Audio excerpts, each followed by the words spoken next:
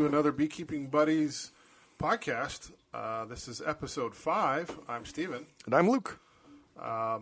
We always start our podcast with talking about working around the yard and what was been going on in the apiaries for the past couple of weeks. We did miss an episode back there, but that was because you were traveling internationally. Yep, I was in Japan. And we're going to have more on that in a travel section this week instead of a news segment, so stay tuned for that.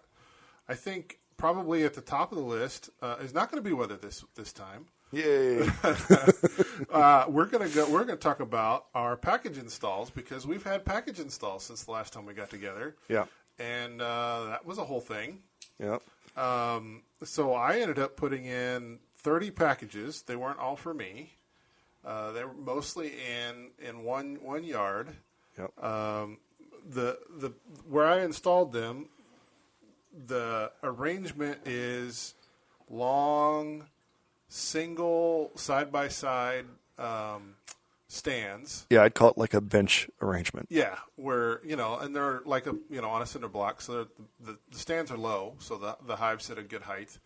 And those stands are usually in the 12 to 16 foot range, and then there's several of those together next to each other with a small break in between, and there's several of those spread throughout a yard. To the tune that there's probably, 20 hives in a 24-foot space or something like that on the Yeah, around that. Yeah. So the yard having a total of 47 hives. Yeah, and so I went through and I put packages in. They all came from the same supplier. They all generally looked good. There was some. I had some difficulties with a couple of the physical boxes that you couldn't get the syrup jar out of the top. I think that's probably just a weirdness in the supplier of the package box and not actual, the guy, because it's all, the contractor that supplies the box for the package to the guy, the beekeeper that actually puts them together. I thought there was some variation in the queens you saw. So, Steve, to be clear, right, Steve did this for me. I was out of the country. These were mostly my packages. There's some other people whose packages they were. But these were mostly mine for replacements for things I lost over the winter and just couldn't recover from. But the concerns that I remember reading while I was overseas was couldn't get the cans out. Yep. And queen variation. Some of the queens were real puny. Yep. I did note that both. Because my standard thing, prep the hive, make sure I got the frames in there I want to have, pull out my center 3 or 4, pull the top off, pull my can out, and then pull my queen cage out, stick something on the top so I don't have everybody flying everywhere.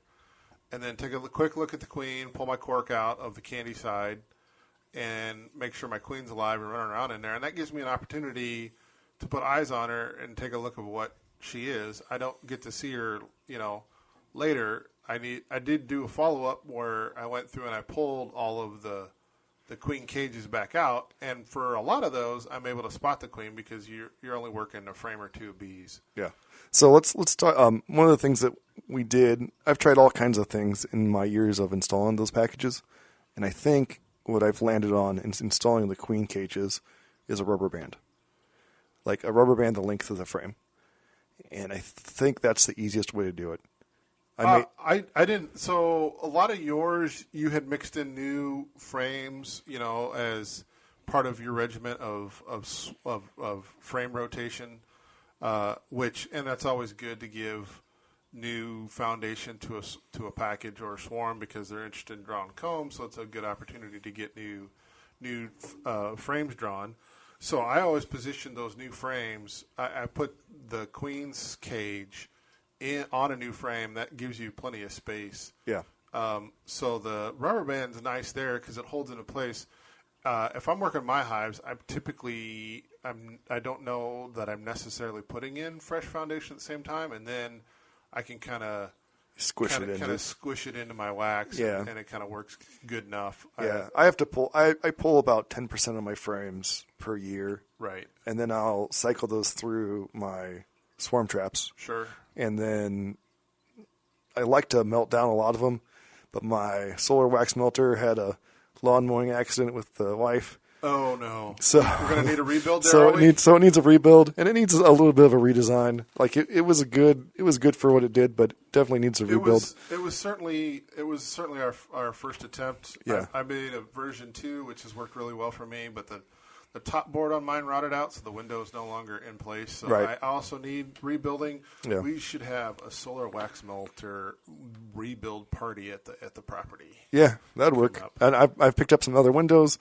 and my father-in-law in St. Louis has heard about our wax melter, so I believe that there is a basement full of old St. Louis single-pane windows. Oh, I mean, because how many wax melters do you need, bud? Yeah, exactly. And the other change I'd make is something that you don't necessarily have to bend over to fill up with frames. Sure. Right, so like waist height, on legs. Yeah, that would be. It keeps it safer from the lawnmower monster. So that would definitely be things we could add to the improvements. So back to our package installs. I think when I went back, probably 4 or 5 days later, I had a bunch of other stuff going on. When I pulled queen cages, everybody was released on their own. But the most alarming, what I would call alarming, thing that I noted was the amount of drift that you had in the apiary. A lot. And it was not a little. Yeah, it's significant. And not only was there drift, but there was hives that just totally left the queen. Like there were if I didn't see the queen cage on top or had seen the chewed up rubber band at the bottom, I would not have known that there was a package installed there. So, which the rubber band, just this week, you get to see the rubber band spaghetti hanging out at the front of the hive as they try and pull it out. So that always makes me laugh. However, yeah, there's, I would say, at least 5 of the 30, I would say, just totally failed, collapsed, and migrated away. Yeah, I had 3 upon when I went back out to pull queen cages. Yeah. That the queen was gone. She had made it out of the cage. It wasn't like she died in the cage and then they absconded because there was no queen. Right. She had clearly made it out of the cage and there was not a bee in sight. Yeah. And I don't know where they went, right? Like, it's not like you wound up with... Yeah, there wasn't a pile of dead bees at the bottom. Or they moved into some other equipment in your yard either. Yeah, right? yeah. So I don't know where they went. It's not like you're going to have 2 queens in a hive. Yeah. Well, and so for that kind of thing, I usually reach back out to the supplier and say, hey, this happened, right? So I did that this time. But really, since I was out of the country and and had somebody else do the install, right, I didn't have eyes on it. Right. And so I felt pretty bad going, hey, you owe me 5 replacements. 5 replacements. Sure. And I want to keep that relationship good. And so what he did offer me was he offered me 5 virgins or queen cells. However, I have so many queen cells right now that'll be an upcoming conversation. I turned down the offer of the virgins or the queen cells. Not saying that he doesn't have good genetics. I know the guy, and he's pretty particular, persnickety about his genetics. I would definitely like his genetics. And so, yeah, there's a couple there that I was like, I'd like to. I probably will take him up on it later after he gets some orders filled because I know he's got quite a few orders coming in. But May 10th is like when I like to do my splits, and that's 3 days away. So, speaking of splits, 'tis swarm season. Oh, jeez. We are in the height of swarm season. Your number has come up quite a bit for people calling you directly for swarm calls. Yep. I know for a long time our club website would get a lot of hits from a Google search of how to deal with swarms. Yeah. And those calls would go to a central source with the club, and then that person would send an email out to membership who had agreed to get notifications about area swarms.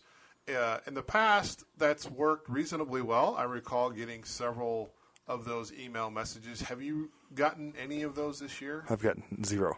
That's 0 of those. I've had 8 calls for swarms. Yep. I've picked up 5. Okay.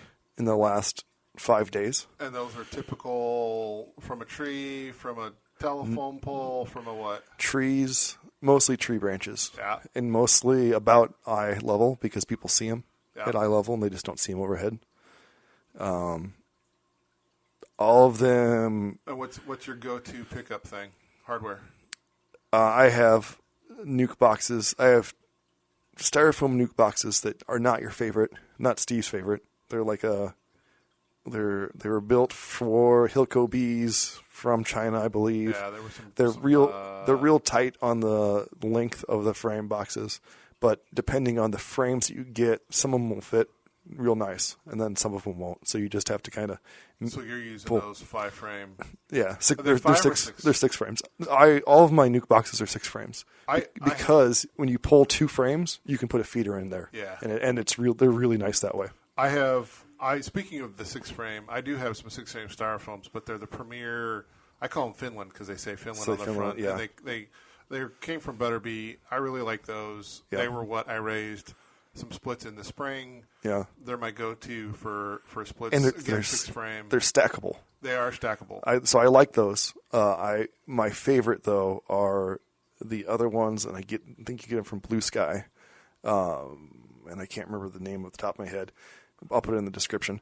But those are my favorite because they're more dense material.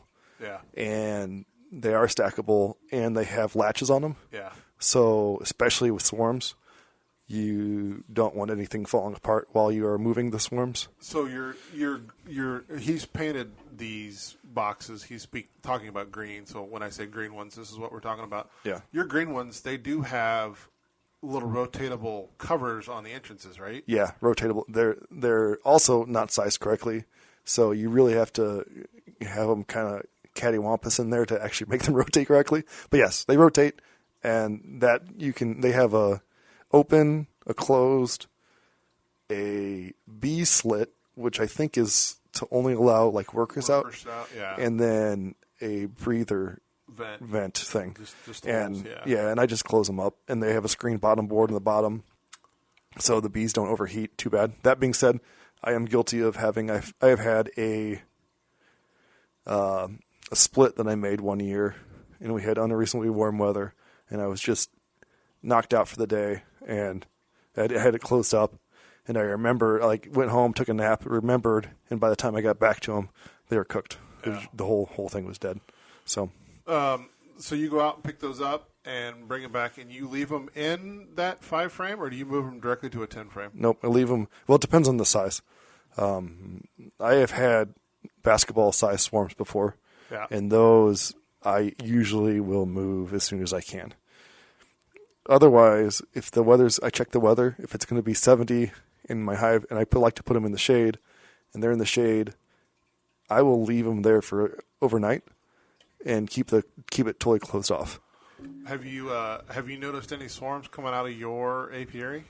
No, but I almost brought my hatched queen cell that I have off of my hive that is currently 6 feet tall with supers on it. Yeah. And so, in terms of going out and catching other people's swarms, yeah. I have not had any of those calls. However, you asked me how many swarms I've caught, and I'm at 3 because apparently they have all come from my yard. Yeah, one of them was during your birthday, right? It was. I was having the birthday. It was up in the upper part of the yard, and the apiary is down about 50 or 100 feet down the hill. And the guys are like, "Hey, there's a lot of bees over there, isn't there?" And I'm like, "Yeah." This is at let's see, and it was any time after 4. Pizzas were going to start in the oven at 5, and this was probably about 4:30. Yeah. So this is late afternoon, and then I look over and they're like, "So you're going to do something about that?" And I'm like, "Well, I just fired up the pizza oven for the pizzas." So they're kind of collecting around. So and there's 15 people sitting around chatting, right? So it's not like there's 1 or 2 people. There's about 15 around. Yeah. And so the other side note is that we had gotten a call for a quote unquote cutout out of a tree. Yeah, last year. That a person was having taken down in the front yard. And those are always interesting calls because it puts the beekeeper, us, in a weird position of the tree guy only wants to deal with the tree to a certain point, and then the beekeeper needs to do the thing. But, like, I'm not a tree guy, right? Like, I happen to be comfortable around a chainsaw, but, like, your average beekeeper probably isn't. So, like... No. There ends up being this weird coordination between, and you're not dropping the hive like 2 feet. Yeah. They're always like 15 feet up. So then you have a section of this tree, 15 feet in the air, that you have to gently get down to the ground. Otherwise, you're just going to destroy everything inside of it. And keep everybody from being stung. Yeah. Right. So there's a weird song and dance to it. Yeah. And we had one that was 30 feet up. Yeah, and a branch. And that one just... Oh, we found the queen on that one. We did.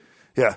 So we ended up cutting that one out. So we brought that one. So that was a log, and he set it on the ground, and then they vacated the premises very quickly. And because there was a ton of there was a lot of bees out. I got stung a few times. I think you got stung a few times. It started raining on us. It started to rain. In the middle of the rain, so there was a reason for them to be a little pissy. But so that one we cut up into a manageable chunk of log, and we put that in the back of your truck. Yep. And then we drove that home, and then we cut that up into sections and actually cut the log open and framed it up, and extracted it. Yeah. But this one, we brought home a 5-foot chunk of trunk that is 2 foot in diameter. The tree guy set it in the back of my truck with his equipment. And, or did we just we muscled it up. Muscled it into the back of the truck? Yeah. And then when I got back to my house, I just strapped it to my tractor and picked it up and drove it down the hill. Yeah. So that hive didn't make it through the winter, sadly enough. But apparently, with it having comb in it. And propolis. There's a propolis shell in there. Yeah. Which people talk about inside your hives. And maybe next time we'll talk about it in the news because actually some studies were just done on it. And there's some new hive types out there that talk about roughing up the inside of your hive. Yeah. But we'll talk about that. We'll talk about that next episode. I'll make a note. And so that bee tree sits just adjacent to where I have my hives. So they moved all of about 10 feet, maybe. Yeah. Probably more like 6. Which is something that you don't really see with swarms in a yard. I've not seen many of those move from hive to hive. This is the first for me, yes. Yeah. And I've been doing this since 2008. Yeah. They usually move like up into a tree branch, and then if you don't catch them, they disappear out into the horizon somewhere. So back to the story, everybody's like, hey, those are a bunch of bees down there. And I'm like, and so this had just happened like 2 weeks before, and my wife had worked from home, and my wife had looking out the window. She's got a great window looking out in the backyard. She's like, hey, there's a ton of bees out there, which we've seen before. And so I went and got the lemongrass oil and set up one of my 6-frame traps, 6-frame nukes, the lemongrass oil in it, and boom, they moved in right away, which was kind of nice. Catch your own swarm before it makes it up into the tree.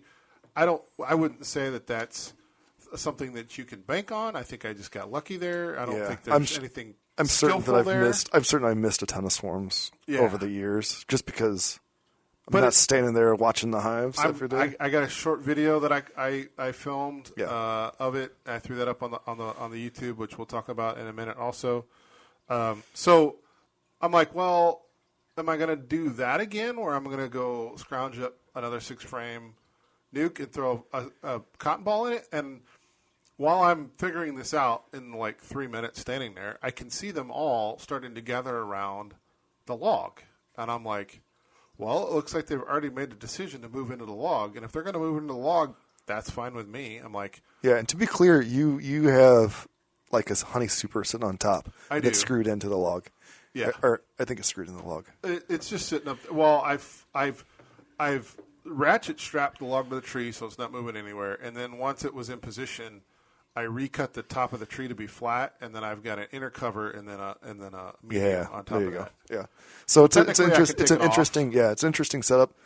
I'm not sure it's 100% legal in Illinois because you're required to have frames in there. Removable frames, yeah. But it'll be interesting to treat for mites too, because. So that's another question. I mean, theoretically, I could stick the vaporized oxalic acid in the front, and we could probably do a pretty effective because they're using the top entrance. The top part of the tree that we cut off is Yeah. open.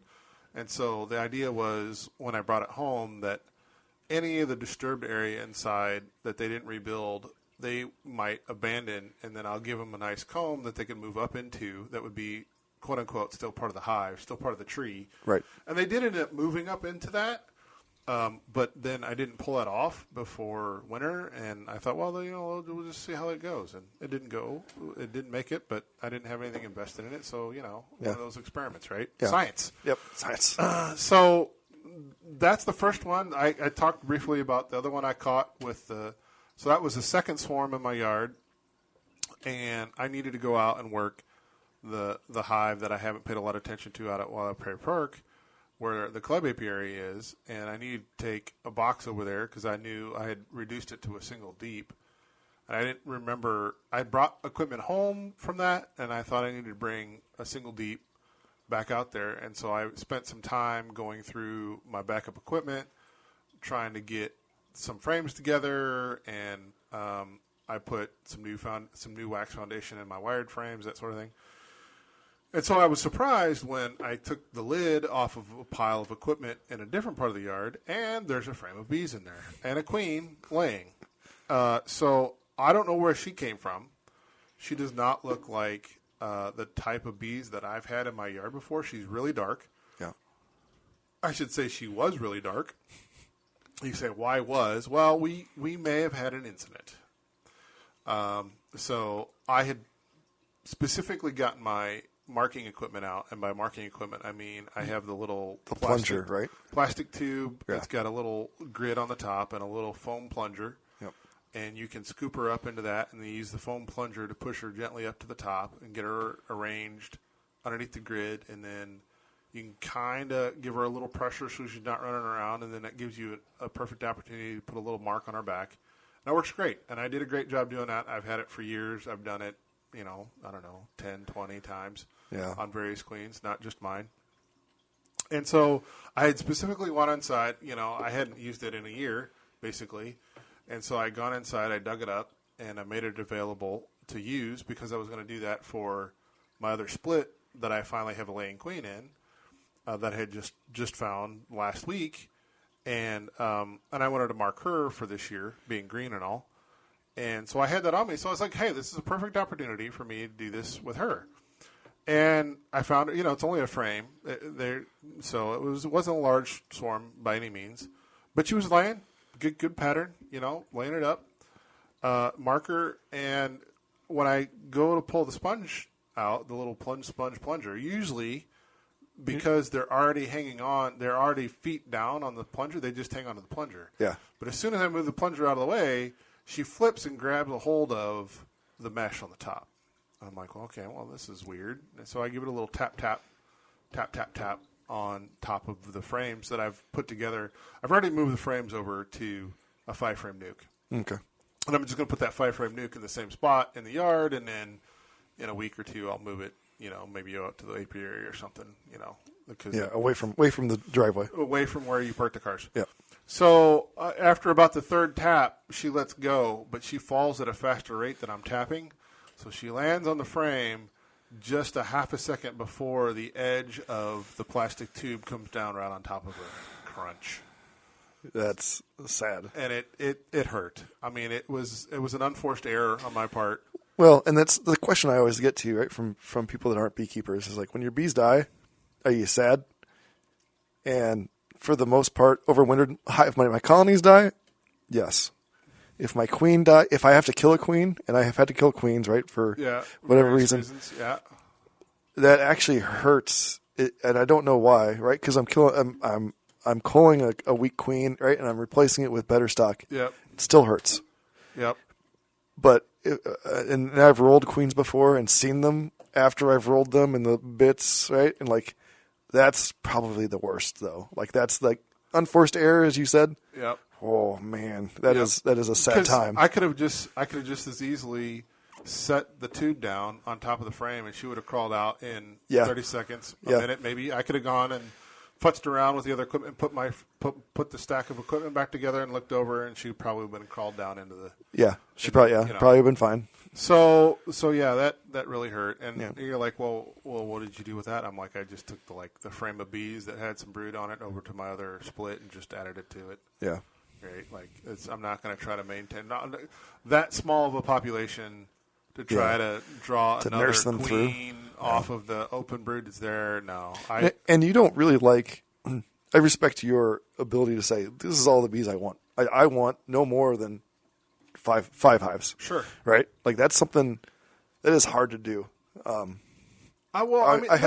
let's be clear. That's easy for me to do because I moved from 5 to 10 to 20 one year, right? Yeah. It was 5 one year, and the next year it was 10, and then the year after that it was like, well, now I have even more, and I can make splits, and then we made splits, and we caught swarms, and then I had 20, and at 20, like, it was every weekend I had to work another 4 hives, and at that point, like, I really felt like my hobby beekeeping was now becoming more of a farmyard chore. It was, yeah. And, it's great in spring when everybody's booming and the nectar's coming in and it's all fresh. You haven't been in them for all winter, right? Right. You're excited. But I tell you what, come July and August and you're just sweat's just rolling off of you. Yeah. And it's 90 degrees at 10 o'clock in the morning. And you have a jacket on. You got a jacket on. And you've got another hour and a half to be out there to work high. And, like, you need to be in them. It's not like you can just not go in them. Right. So it's that I have been there, and having that experience is what makes it easy for me to go, no, I'm happy at that, that comfortable 5. If I make it to 8, because with splits and swarm captures and stuff like that, that's fine. They're small colonies. Going into winter, my comfortable number is probably 4 to 6. Yeah. But the point is, my 2 big hives, my 2 big overwintered hives that were doing great, have both swarmed. They both have queen cells in them. I pulled at least one of the frames of queen cells for yet another split. So they're kind of in this weird, right when the honey flow, our nectar flow is really hitting strong, my population is kind of stalled because I don't have a fresh batch of brood, every day. I got something else hatching out, right? So it's kind of stalled. There's a lot of activity at the hives. Yeah. But I'm really worried about, like, I've put honey supers on them to give them space. Yep. But they're kind of being ignored, right? Like, Are they not fill? So they're mine when they do that. Mine fill the honey supers, as long as they're drawn. Mine are 3/4 drawn. I've got a couple cut comb frames in there that I always include. Yep. Instead, what they've done is, because I'm thoroughly lacking on brood because of the queen break in there, is they're filling all of my deeps. Oh, they're backfilling. Yes, yeah, they're backfilling all of my deeps. Yeah, so I guess that's something I didn't mention. So when they start backfilling my deeps, and I know I don't have a queen in there yet, I put the gap in between. You mean you put the medium down below? I put the medium in between the 2 deeps, and they really don't like. There's that whole statement: nature abhors a vacuum. Yeah. Bees do not like that empty space, and they'll fill that. And then I put it back up above, especially when they start filling it. Then I move it back above. I definitely could do that. That's definitely something I could do, because right now I'm looking at, like, I'm just gonna have, like, my all my honey is gonna be in my deeps instead of my mediums. Yeah. And I'll get a honey crop, but I'm gonna have to harvest it out of deeps. Yeah, and that's pretty painful. And it makes extra work for me. Yeah. Yeah. So for those of you out there listening that have the same problem, I've actually had another person who's across the river had the same complaint, and I said, yeah, this is what I'd do. Take your medium, put it in between. When they start filling it, move it back up above. You don't have a queen in there. Right. Right? So Right. So and if you don't go online, look at a queen calculator. I'll put a queen calculator in the link. There's all kinds of ones out there. Yeah. Look at your queen calculator, figure out when your queen's going to be laying roughly, move it back up above. You can put it even above a queen excluder. And that segues great into our next talking point about queens and splits, because I had made early splits in March 30th. I sent you a text saying, hey, you had sent me a text saying, hey, I was out, I made splits. And I said, all right, I'll go out and I'll do splits off of mine. The two big hives I was just talking about, I made splits off of. Yep. And it's because we were 2 weeks early this year. Yeah. Everything was moved up 2 weeks. I was waiting for that cold snap. The cold snap came. Nothing cared about Nothing cared. It just continued on. It was a mild cold snap. It wasn't enough to like freeze the blooms off the trees or anything. It was freezing though. I mean, it was freezing, but it wasn't enough to kill the enough to kill the blooms. You're right. But it wasn't. But it did. It was like a temporary pause, and then they're like, "Oh, right, we're 2 weeks ahead. Yep. Let's go back up to 2 weeks ahead." We got the momentum. Yeah. We're pushing through. Yep. So I talked to you. I was like, "Hey, I've been in these splits, and there is nothing going on in them." And it was like April. It was right around my birthday time. End of April. Yep. And you were like, "Hey, pay attention to the queen calendar. That 30 days isn't until May 1st." Right. And I was like, yeah, you're right. Like, because what happens is you get in there in about 3 weeks and you see nothing, right? Because everything's hatched out by then, and you just got a bunch of flyers that are bringing in resources, and you're like, what's going on here? Yeah. I should be having a queen. Yeah, you start to panic, right? You're like, oh no, what am I going to do? How do I rebalance stuff, right? Because for me, I immediately go to, right. Oh no, do I need to give them a frame? Exactly. Right, exactly. And sure enough, I think I went back out there on the 3rd, and she was laying up a storm. Yeah. Right. And so that was doing great. That got expanded to a 10 frame last weekend. After doing great between the 3rd and today, and so one of the other one still hadn't done anything. Well, after I verified that when we were by the 5th or something, I still didn't have any kind of, we're the 7th, no kind of laying in there. I went ahead and moved. I did a newspaper combine with that split I caught from the swarm I caught from the yard. I moved that over to a box, and I was in it this past weekend, and she was happily laying. There's a ton of activity at the hive. It looks like it's doing great. So I'm back to having 4 active hives with honey supers on 2. I got a fresh split with a queen cell out of one of the hives, and then I got the bee tree log, which I don't know. I mean, maybe it's just going to be a swarm thrower that I'll catch. I guess I don't know. Maybe it'd be interesting to see if they move up into that honey super on top and make you some honey. So mine went the other way. All of my splits laying in good shape. The one I had one that actually had the queen in it, and I saw her multiple times. How many did you make? 6 of them. Okay. And so one of them had a queen that I saw that was not laying. Same as what you were saying. I'm like, hey, we'll wait, do the queen math. We'll wait. And I went in there today. Queen is now she was a runner, right? So as soon as you put your eyes on her, as soon as I saw her, she would go find the biggest cluster of bees and run underneath them. But I went out there today, still no eggs, still nothing. They're still really calm. So what people don't usually talk about is that when they go queenless, they get kind of quick to be agitated. Well, and they're noisy, right? And they're noisy, and there's a roar. Yeah, like it doesn't take you. You start moving the first frame, and after the first frame, like there starts to be a pretty good roar, and by the end of your inspection, man, it's just roaring. It's roaring, yeah. And if they're mean, if they're not a nice hive to start with, then you're getting bees up in your veil and stuff. So I went through it. They're not roaring. They're not loud. I can't find the queen for the life of me, which happens sometimes. And she's not laying. And it's been now we're at the end of, right? The 8th is my cutoff date on, hey, she's not laying. So I didn't do a combine. I went and grabbed one of the other 6 that splits that I've done. Then they're bursting at the seams. So I grabbed a frame off of them, moved it over, and if they don't have a queen, and I notched a couple. So I notched a couple sets of eggs. Yeah. So when notching OTS style. Yeah. So those of you not familiar, just take your hive tool. You find like a section of eggs. You find like 4 eggs. I think a hive tool covers like 4 or 5 cells. Yeah, I think it's more like 5. Yeah. Yeah, and then you just kind of go directly down and then bend them down, bend that foundation down without squishing the eggs, and they'll take that and they'll draw queen cells with it. Yep. So I did that on both sides of the frame. It gives them some population because they've laid it up. I made sure the queen wasn't on there. We'll see what happens with it.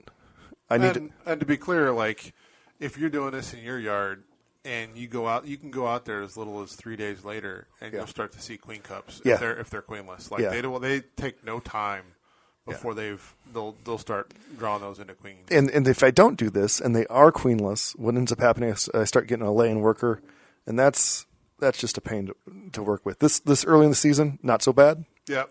But and maybe we'll do a session on that. Maybe that'll be next week on lay-in workers because that's worth talking about how to deal with them. Yep. And I think I'm going to have some good conversation about that. Yeah. We're gonna make a quick transition. What is normally our in the news segment where we talk about what's going on in beekeeping news, and instead we're gonna have a trip report. Yeah. For you who was traveling over in Japan. Yep. So I went over to Japan. I lived there for a while. So those of you who don't know, I was there for about 6 years as a teenager. With my dad worked for Caterpillar, and I got to go. I really wanted to go see the Japanese honeybee. So what we work with here in the United States, in the Midwest, is almost entirely the scientific name is Apis mellifera.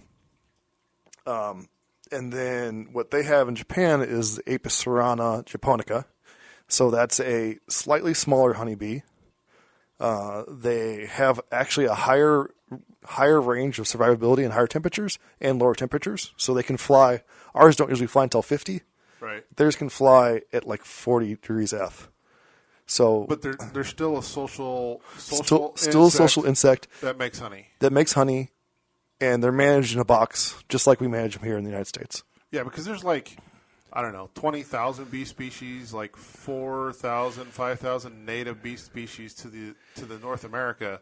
Yeah. But only one social one, Apis mellifera. All the others are solo. And realistically, Apis mellifera was brought in from Europe with the Pilgrims, right? So it's, people call it invasive. I think invasive is the wrong term. Non-native. Non-native, certainly. Maybe, right? But it's definitely a benefit to the environment. Yeah. So anyway, I went over to go see the Apis cerana, and man, is that difficult. Like in the United States, you write somebody or call somebody and say, hey, I'm a friend from out of town. I want to come see your honeybees. I've had people call me, and I'm like, oh, yeah, let's go out and see them. There, and I even speak some Japanese, and Google Translate's a wonderful tool. And it was, I think I got turned down 7 or 8 times for different beekeepers saying no. Well, to be clear, you've also taken other vacation trips to other locations. You've been to Cuba. Yep. You were down in Florida. Yep. And both of those locations, I know specifically. In Mexico, yeah. You have seeked out local beekeepers out of randomly, just like go to a local market and try to find local honey, and then look at that label and then try to track that person down. Yeah, and you have. Yeah. And they were very accommodating. Absolutely, yeah. So this is something you have experience with in terms of tracking down quote unquote random beekeepers in an area you're not familiar with. Yes. And they are typically, our experience so far has been very inviting in terms of wanting to talk about beekeeping, because for the most part, that's who we are. Yeah. Yeah, we're very big social insects. Not so much in Japan is what you're saying. Not so much in Japan. So I did get to go visit the Ginza Honeybee Project, which is in the Ginza district of Tokyo. So they're probably square foot the most expensive honeybees in the world, right? So this is in downtown proper Tokyo. This is downtown proper Tokyo in the Ginza district, which is like a high-end clothing fashion district in Japan. Okay. On the 10th story of a building. So they got like rooftop garden type of They things? have a rooftop, I don't know if I'd call them gardens, but they have a rooftop. They do have a rooftop area that is a garden. Above the rooftop area where there's all of the like air conditioning, venting, and all that stuff. Yeah. That's where the hives are. Okay. And so they have every year. It's really interesting. So it's just like we do beekeeping in the United States, but not quite, right? Like there's minor differences. 10 frame Langstroths? 10 frame Langstroths, all deeps. Okay. So Supers are deep as well. Yep. Corrugated roofing over the top of the hive, Just wrapped like a flat sheet or like wrapped around the side of the hive. Oh, really? Yeah, to keep temperatures down, because they have a really like California-esque environment. Well, wouldn't that be temperate though, like 70 degrees or whatever Celsius is, right? It does, but it gets up to like it gets up to like 100% humidity and like 90 degrees. I mean, there's that urban heat dome thing they talk about. Right. And they had feeders on some of them, but they were easily 2 weeks ahead of what we had here. Okay. And then they had water, because water is important, right? It's a cooling system for them, right? So they had really interesting water system, auto dripper water systems into a bucket that had like goldfish. So it was very Japanese, like it looked pretty. Sure. That was their water. And then is that a requirement, or is that just what local beekeepers do? That's a requirement for there, because they're on the top of in Tokyo, right? They're on the top of this building, so they don't really want them going around messing with air conditioning, water, or anything like that, right? Condensation. So I thought it was really neat. They used AstroTurf, and so that like wicked up the water out of this wooden bucket that the water was in. Okay. So like that's how they got drinks. Sure. And because it's AP tourism, right? So I did pay for it. It was roughly $20 for me to go and talk to this guy. He was, after he realized I was a beekeeper, and after he it was clearly geared towards people that were not beekeepers and that were Japanese.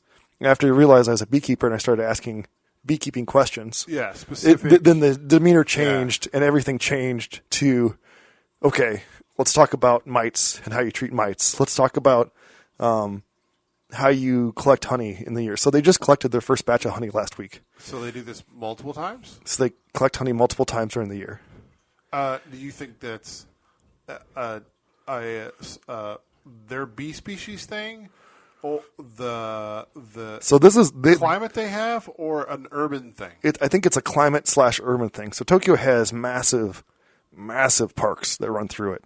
Now, they talk about how Chicago, in terms of Illinois, Chicago has the largest honey making, right? Like the most number of colonies, because the cultured gardens and that are maintained and the trees, all of the urban area where people want flowers. Like there's a ongoing honey nectar source all year long. So it makes sense that there's a big a potential there for the bees to be very prolific. Right. And the Japanese take cultured garden areas to the next level, right? Of course, they're picturesque. They're beautiful.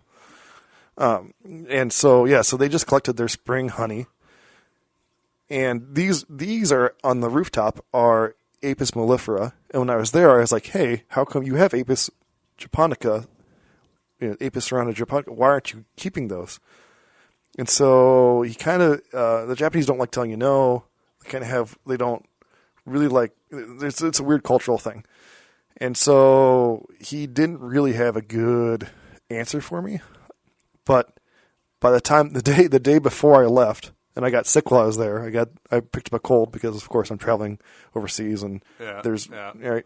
So I picked up a cold, wasn't feeling great, didn't check my email, and he had invited me out to go install their first couple Apis cerana japonica hives, and I missed it. So they've gotten European honeybees just like we've got European honeybees? Yes. And the issue is that the murder hornets that are in the news, right? Those exist there. I mean, that's where they come from, right? Right. Yeah. And so since they exist there and that's where they live, the Apis mellifera are not accustomed to them, and they'll wipe out their hive. But the Apis cerana is accustomed to them, and they'll fight them off. They have defensive. Yeah. They put poop on front of their hive. And really? They actually go harvest manure, and they put it on the front of the hive. Interesting. And the wasps don't like it, and so they stay away. So are there crossbreeding between the two? There's not. That's actually how we got varroa mites, because they thought, oh, we'll crossbreed Apis mellifera, the western honeybee, with the eastern honeybee, and the eastern honeybee had grown up with mites. Western honeybee hadn't. Mites went, oh, hey, you guys are pretty close. We can jump. They jump species. We like the drones better. Yep, and then they jumped, and which is their gestation period for the drones is very close to what the eastern honeybee is. So, yeah, so that's how we got mites. But very interesting. And so you brought back some Japanese honey? I brought back some Japanese honey. They produce less honey. The Apis cerana produce less honey than the Apis mellifera. So, and they're very proud of their honey in Japan. I mean, you think that's just a tourist thing? Like, No, that's so I grocery asked, store? Like you go to a grocery store and it's how expensive? So for a pint of honey was 8,000 yen, which is roughly $56. Something like that, yeah. Yeah, normally the yen's closer to like 100 yen to $1, so it'd be like $80. But now the economy's doing wonky things, so yeah, so it's about $56. But is that buy-in from the local beekeeper or from the grocery store? That was directly from a local beekeeper. So it's more or less than the grocery store? I would say it's more than a grocery store, but not significantly different. Okay. So I also asked the Ginza Honeybee Project, hey, do you sell your honey? How much do you sell? So they made tons of honey. I don't remember exactly the number. I think it was like 20 tons, which is a lot of honey. This is mellifera or cerana? Honey? Mellifera. And they sold that to local restaurants and local people at that price of per pint, $56 a pint.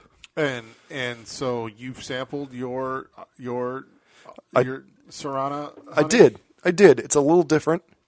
The cherry blossom Apis mellifera honey is fantastic. Okay. That is some of the best honey I've tasted.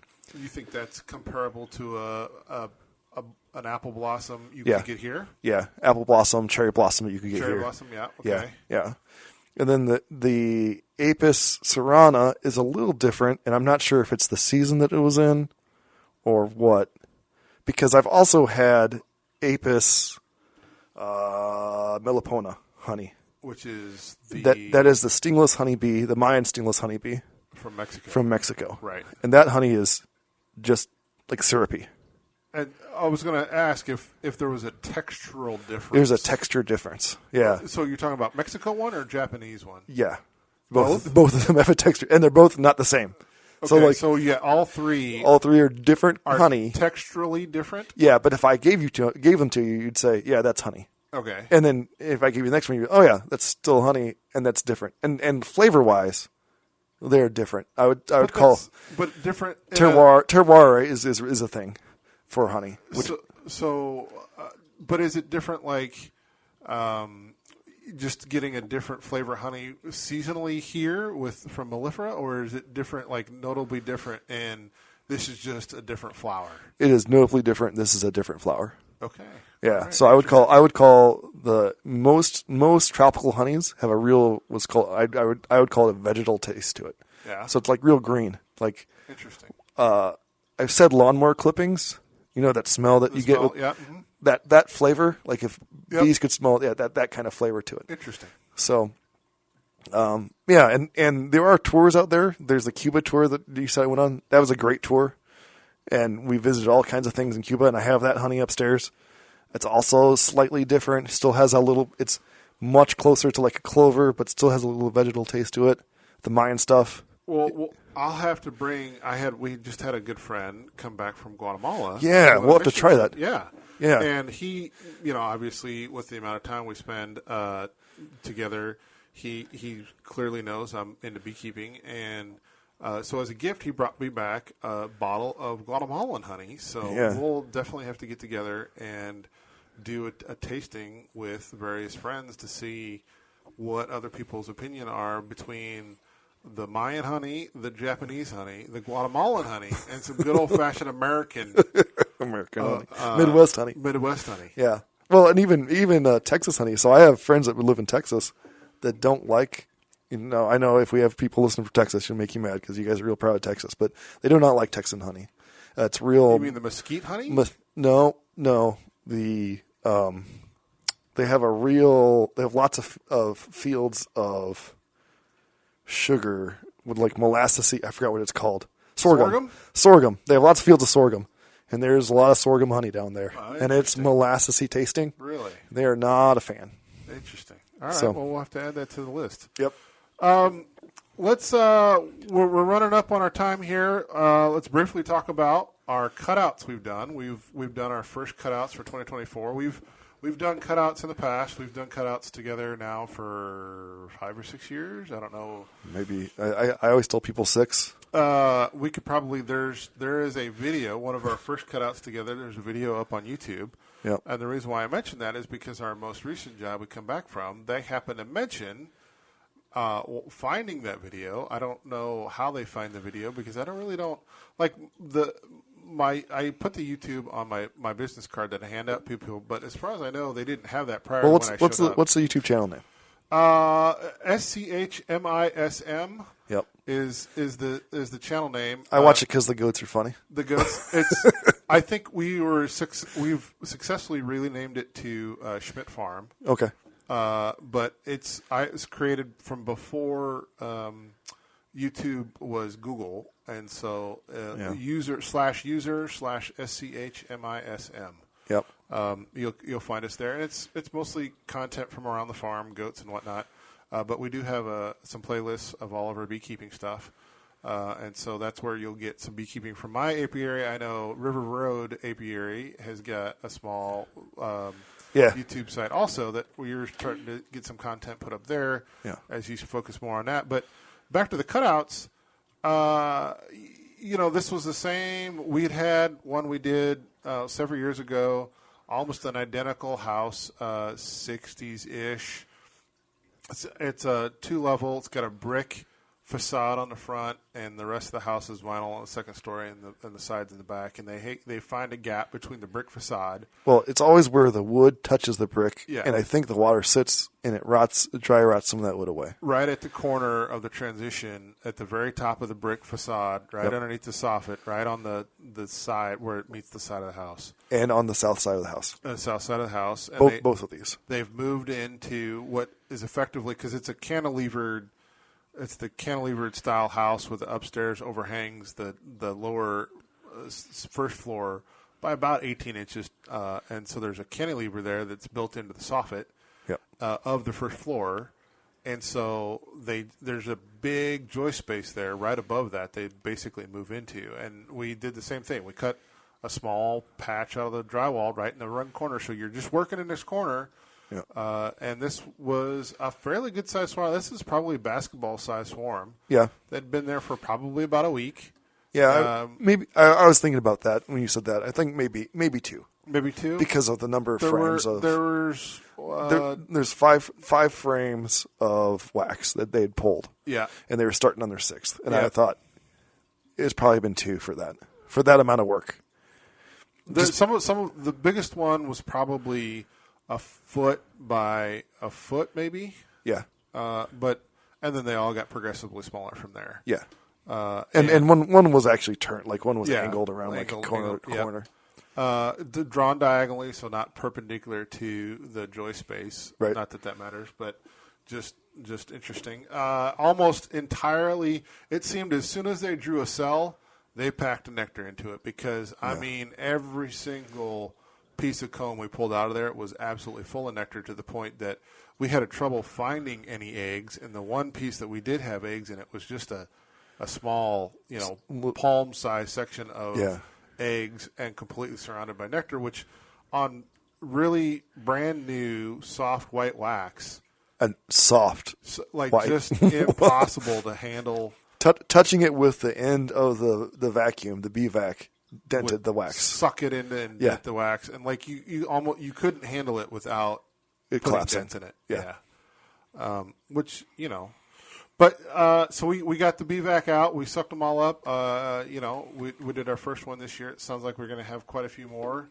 Yeah, right now I'm getting about a call a day for cutouts. And I've been on a couple of calls of people saying, "Hey, I've got bees in the house, and they're flying around outside the house." So our first thought is, well, somebody moved in. We're going to have to do an evaluation to determine where they are in the house and where the cutout's going to be and stuff like that. So this is the pre-trip evaluation. Yep. And so far I'm 0 for 2 on these, and that yes, there are like a dozen or two dead bees inside. Both of these houses have been houses that I don't think have had regular people living in them. I think they've been, whether they're people that were on vacation for a week or staying someplace else on the regular and just stopping in every now and then. So just a handful of bees inside, and then outside is just scouting activity, right? It's classic scouting activity, half a dozen to a dozen bees just bumping around the side of the house, just bumping and probing, right? Like none of the typical hive activity of the stream of bees coming and going from a specific location, right? Crawling out of a hole and then taking 2 steps and flying away, and somebody else coming back in, landing on the side of the house and crawling up into a hole. Right. None of that at either one of those locations. So clearly, but one of those you came back with. I did. The right. swarm box. The swarm box. Because they're like, hey, Mother Nature's decided they would really like to move a swarm in here, so let's give them a box. And I put, again, it was a 6-frame.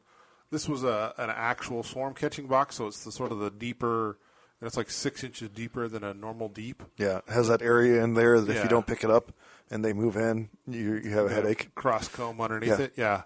So I put that in there with, again, a cotton ball of lemongrass oil.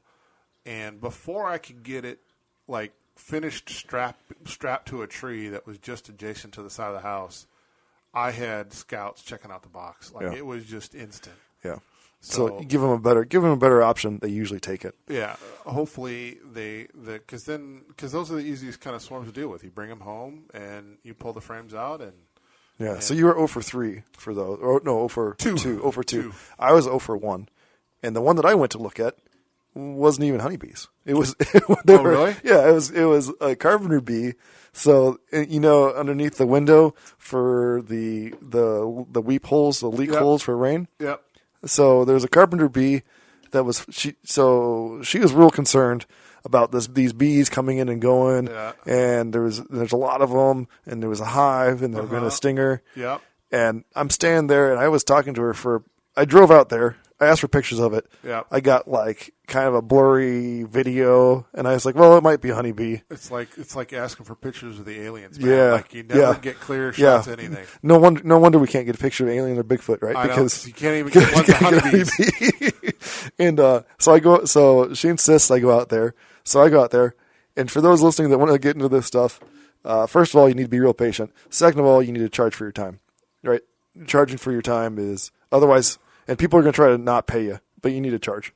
So, anyway, I got out there. Well, yeah.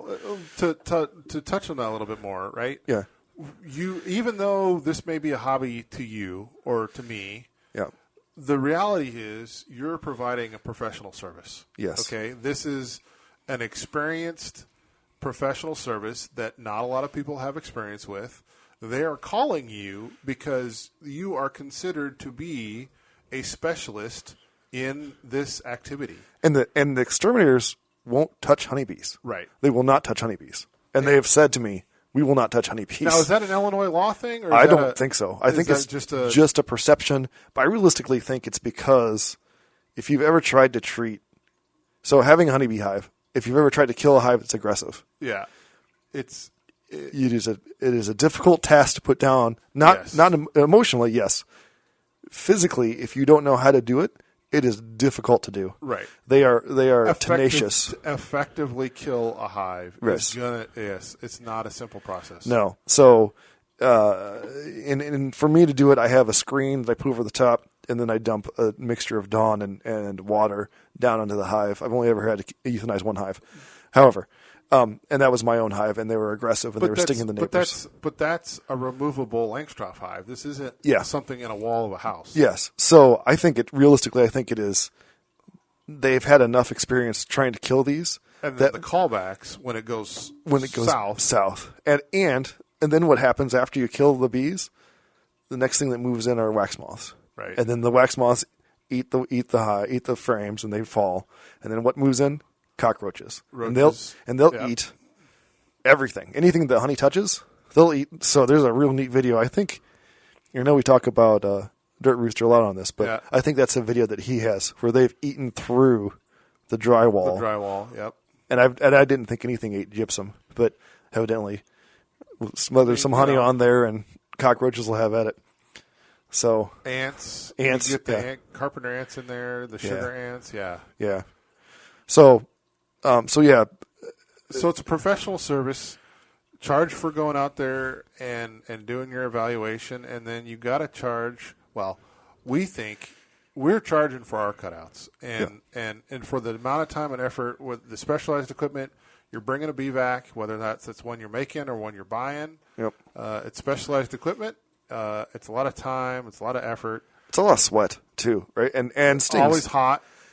Typically, you're going to get stung a lot. Yep. And for us, for the last one, we were out there for 2 hours. I looked at the time. Okay. We were out of there a little after 7, and we got started about 5. And so you figure $400 was our base. Yep. And that's 4 man hours, right? That's 2 guys, 2 hours. Yep. And much like Randy does on his, usually his cutouts is 2 guys, and you could probably do it as one, but the reality is you really want a ground man, right? Like I've done one without you, one. Yeah. And I would never do that again. And I would never do that as a single person. You're going to have a guy. You can watch the videos, right? You got a guy up on a ladder dealing with the hole, and you got a ground man whose job it is to hand off the frames and deal with everything on the ground. Make sure the guy up on the ladder's got the tools he needs to do his thing. And then the other thing is, you get tired of standing up there with your hands over your head, working in a little tiny cramped hole. So it's nice to be able to swap out, and have your partner take a turn at being up there in the ceiling. Well, and you routinely get your hands full of honey. Oh yeah, and everyone thinks honey's sticky. You get enough honey on there, it's slimy and thick, and you're dropping stuff. Yeah. So we had 1 year we had somebody that was really interested in cutouts, and he came with us. Yep. And he left an hour into it. It was about halfway through. About halfway through it, and he said, "You guys don't charge enough for this. I'm done." I'm left. I'm out. Yep. Realized it was not going to be his thing. It was not his thing, and I don't blame him. I would say I have like 75% survival of the hives that I get. So the arguments that you get back are, well, you get all the bees. You get all the bees. You get all the honey. Yeah. And not worth it. It's not worth. If you're doing it for bees and honey, not worth your time. Put out some swarm traps, man. Yeah. Go pick up a swarm, make some splits. Holy cow, making splits 1,000 times easier than cutouts. Just picking up a swarm, right? I already got a queen in there. You put a swarm trap out, it's in the box. All I got to do is rotate the entrance closed and put it in my truck and drive home. I don't even have to scoop anything off a tree. And I don't even charge for those. Ever. Swarms I don't charge. But cutouts, yes. So sell it. You're a professional service coming out here. It's just like an electrician or plumber. Yep. You've got specialized tools and equipment, and people still, they're going to shop around, right? I'm going to shop around. Sure. If you tell me, hey, it's $400 up front, and I think it's going to be super easy, which the cutout we did, they really did think it was going to be super easy. And then they watched your video. Yep. And said, "Oh, this is a lot harder." They actually apologized to us as we walked up and said, "This is a lot harder than we thought it would be. Sorry." And then they paid us without an issue. Yep. So, we're going to have some more of those, and they always make good content. There's always something to talk about. There's so we'll probably. I think the moral of the story too is stick to your guns there. Just because you have a sob story of a little old lady, fixed income, whatever the sob story is, right? Well, your cost is your cost, and the reason it's your cost is because you've sat there, you figured out what it means to you for that cost, and you should stick to it. And like Randy says, he's talked about this a lot in his videos, where if you're a commercial location, and you rent a lift to get to a second story, man, there you go. There's another $200 you're going to have to tack on. I'm not eating that, right? It's not. And you shouldn't eat that cost, right? So that's more equipment. Usually we have a quick segment where we talk about our honeybee hotline, where we deal with questions and answers from wherever they might come from. Maybe they're from the Discord that we're getting set up, or maybe they come from our students. I have been fielding many phone calls from the people I help that are all very concerned. These are both second-year beekeepers. So we have successfully got them through the first year of beekeeping. Congratulations. However, we are into swarm season, and both of them have had big hives that have overwintered and have thrown queen cells. Well, and let's be clear here too. Second year of beekeeping is when most people quit. Yep. And it's because of exactly what we're going to talk about, right? That's part of it. So I think half of the ones that quit the second year is because their hive didn't survive the first year. Yeah, okay. I agree with that. Right, they're discouraged and they don't want to do it, or they didn't particularly like their first year and they decided, okay, the second year, somebody else can deal with this. I had my fun. But a mature beehive is a different animal. It's a different animal than a brand new package. Yes. And they're still getting in their hives. They're not scared of them. So we've gotten over that hump. That's good. That's a major thing. Don't be afraid of working your bees. And if you're afraid of working your bees, figure out why and get over that one, because you're going to have to work your bees. But, oh my God, the number of calls we've had about queen cups. We've so many queen cups. I'm like, yes, we're going to make queen cups. Practice is got to practice. We are not really concerned about queen cells and then queen cups, and then I've got queen cells, and it's my big hive, and I don't want my big hive to swarm. And I'm like, well, bud, we're already there. Yeah, we're making queen cells. We've pulled some frames, and we've got capped queen cells. I'm like, well, you got capped queen cells. You already missed it. You already missed it, right? And so, but I just want to. Can't we just squish the queen cells? And I'm like, bud, I know there might be people out there that talk about going through and squishing the queen cells. And if you can squish the queen cells, we can keep the hive from swarming. And I have found in my many years of doing this that I will never find all of the queen cells. No. Which means that they're still going to swarm. And now all you've done is reduced your chances of making a good queen from many to maybe one. Or, worst case scenario, you did squish all of them after she swarmed. Yeah, and now you have a giant no queens laying worker hive eventually. Or you get a call that says, hey, it's 3 weeks later. My bees, I've been in my hive, and I noticed that there's no brood in my hive, and I don't understand what's going on. Yeah. And you're like, oh, well, what else has been going in your hive about 3 weeks? Well, about 2 weeks ago, I thought I saw some queen cells, but I squished those because I didn't. I'm like, oh, well, there you go. That was your queen back then. Yep. So we've made some splits, but just like me, they get the timing, right? You got to use your queen calendar. Yeah. And keep track of your time and trying to talk them through the timing of queens and when you're going to find. Maybe you find a virgin queen. What do you do when you find a virgin queen? She's small. Has she gone on her mating flight yet? Are you going to mark her? No. So you really got to wait. You got to give her time. You got to wait until she start laying. And once you know she's laying, once you see in the eggs, once you know she's going to have a decent pattern and not laying weird patterns, right. then. And not damaged somehow in flight. Didn't come back weird. Get damaged. Because that was one of the interesting things about the ones in your package is she had a bum leg and a jacked up wing, and they were already drawn a queen cell that she had laid. Yeah, and I have a little phone clip of that. They're ready to murder her. Yep, you can clearly see she has been marked for replacement. Yeah, even though she was successfully laying, and she agreed to it. Yep. So, but yeah, those and that queen cell argument has been going on since I started beekeeping. Yep. Right? It is an ongoing thing, which is why I've told people you should have 2 hives and a nuke box. Yep. And that nuke box should be for the swarms that you're going to catch and or the splits you're going to make. And I had another one that says, hey, I'm finding queen cells. Can I just go ahead and make another split? And I was out there to look at the hives, and the timing of things was such that it had appeared as if we had stopped having a decent laying queen, as in she had swarmed, like a week or two before that. And so our number of brood frames was rapidly diminishing because of timing. Right.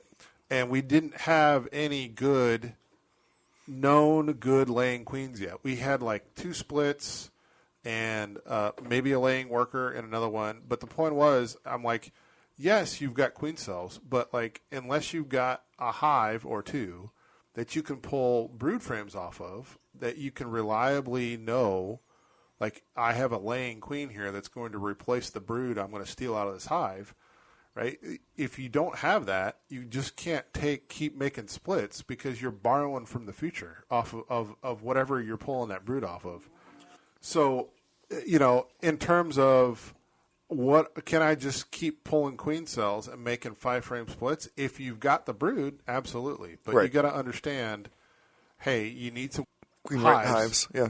in order to do that, Yep. and being able to recognize that and make your splits from there. And again, you move a cap queen cell over, man, it's still going to be like 3 weeks until she's laying. Yeah, absolutely. And something else that was interesting, and it's just kind of a throwback to the travel stuff. The Ginza project uses first-year queens for all of their honey-producing hives, and we've discussed Because they're such prolific layers. because they're such prolific layers. Yep. And so, when you're dealing with this, when you're dealing with all these things, you can, if you want to requeen, and you have those cells, I mean, that's when you make the split. To me, it's when you make the split. You go find your queen. After that queen is, you can squish her, right? I'd make the split, and maybe squish my current queen, and then see if they requeen. Well, And then take and if they don't, then I've got my nuke over there that may be requeened. That's- Or you can just pull her out and put the queen in the nuke and see. And so, somebody asked, hey, can I just keep making splits? And I'm like, listen, if you've got the brood, keep making the splits. And in 3 weeks or a month, when it comes to be June, let's figure out who's laying and who isn't. And Yeah. if you've made 4 splits and you're only comfortable with 2 hives, we can always do newspaper combines later. Yeah. Because the odds that somebody doesn't requeen well or doesn't make the mating flights or have an insurance policy in your pocket. there's just because you made that split does not mean you are forever going to have to support a whole nother hive forever, right? Right. Having options to either make newspaper combines back, or if everybody makes it and everybody's looking good, there will be somebody in your local club or a friend that be like, oh yeah, I'll give you $100 for that setup right there. Sure. Oh yeah. So it always gives you options to keep everybody around until everybody's laying, everyone's queen right, Yeah. and then make your decisions of who you're keeping and who you're not. Right. I agree with that 100%. Yeah. The bees plan ahead. We should take a lesson from them, right? The bees plan to survive. Let's take a page from their book and get them to survive through the winter and help them out. Well, our last segment is Droning On, where we talk about what we're going to be coming up doing in the next 2 weeks before we get together again. I know for me, it's going to be managing my honey supers because it's going to be middle of May. I'm probably working on managing to make sure my queens those splits are going to be come up with queens. So it's just making sure everybody has space, moving resources around as I see fit, just doing regular beekeeping activities around the apiary, and probably dealing with cutouts and swarm calls. Yeah, cutouts, swarm calls. I'm going to probably ring you into a queen rearing course that we're going to put on for the club. Sounds good. So that people can understand how to make a hive queenless and then how to actually go through and graft. So that's something that I'd like to have in May. I'll be making sure that my packages aren't just fumbling along here. How's your rebalancing? Have you been able to successfully rebalance anything from Some, all the drift? I would say some. There is still a lot of drift. So Yeah. one of the packages is I actually put a super on it today, understanding that I'm going to have to go back in and pull frames and move it back across because something that people don't understand is that she'll lay to their resources available, right? And so I have hives that are with lots of resources and lots of bees, so she's laying a lot. So I'll use that as, instead of just moving her, I'll just move the brood across and spread it out so that I have better bees. Balance that way. But I'll be doing that. I'll be installing packages on people's properties. I have 6 to install in the next 2 days. So that'll be a thing that I'll be doing. And continuing to talk to farmers to see if I can't get some farmers. I just talked to one today about getting some soybeans. Pollination services? Bees on their soybeans, yeah. All right. See how that goes. Well, that wraps it up here for this week's episode of Beekeeping Buddies. Hope you join us for our next episode. And if you enjoyed listening to us to this week, and you're just joining us for the first time, go back and check out some of our previous episodes where we talked about how to set up your bee yard and how to make some splits and lots of other great beekeeping topics. Thanks for tuning in, guys.